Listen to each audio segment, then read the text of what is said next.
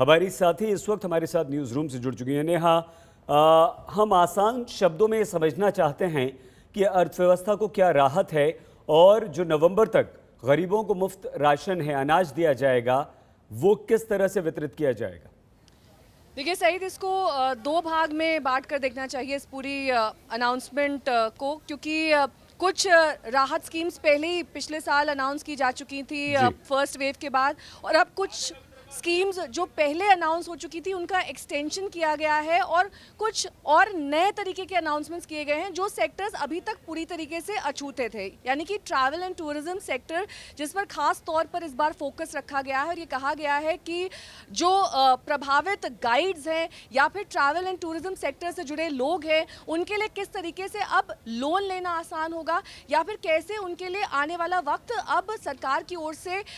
सोचा जा रहा है बेहतरी की ओर। अब आपको स्पेसिफिकली सेक्टर वाइज अगर बताना चाहें तो यहाँ पर प्रधानमंत्री गरीब अन्न कल्याण योजना पर फोकस किया गया, जिसमें अब एडिशनल राहत का ऐलान कर दिया गया है। वहीं अगर साथ ही हम बात करें हेल्थ सेक्टर की, तो उसके लिए 50,000 करोड़ का अनाउंसमेंट किया गया है। अदर सेक्टर्स यानी कि अन सेक्टर्स के लिए 60,000 करोड़ का अनाउंसमेंट किया गया है। अगर क्रेडिट लाइन गारंटी स्कीम की बात कर लें तो उसके लिए 1.5 लाख करोड़ का अनाउंसमेंट किया गया है। इसकी फाइन ट्यूनिंग भी दी गई है। अगर हम वेबसाइट पर जाएंगे तो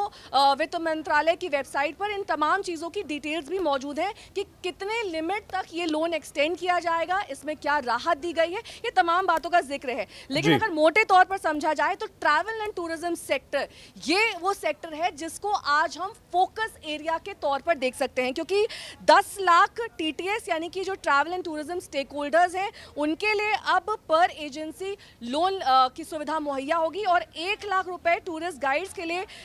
लाइसेंस रहेगा रीजनल या फिर स्टेट लेवल पर, जिसमें कोई प्रोसेसिंग चार्जेस, वेवर और फोरक्लोजर या फिर प्रीपेमेंट चार्जेस नहीं लगेंगे। यानी कि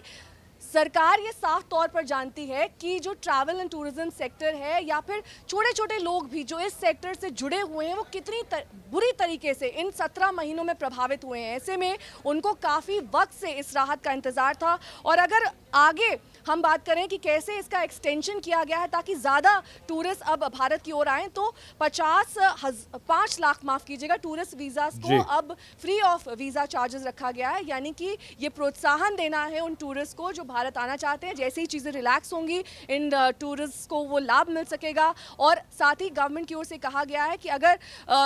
जो ये एक्सटेंशन है ये 31 मार्च 2022 तक जारी रहने वाला है, यानी कि वेवर ऑफ वीज़ा फीस, अगर आप वो पर्टिकुलर नंबर अटेन कर लेते हैं उस डेट से पहले, या फिर उस डेट को अगर आखिरी समय सीमा माना जाए, जो भी पहले अचीव होता है उसके हिसाब से अब आपको वीज़ा चार्जेस नहीं देने पड़ेंगे जब आप भारत की ओर यात्रा करते हैं।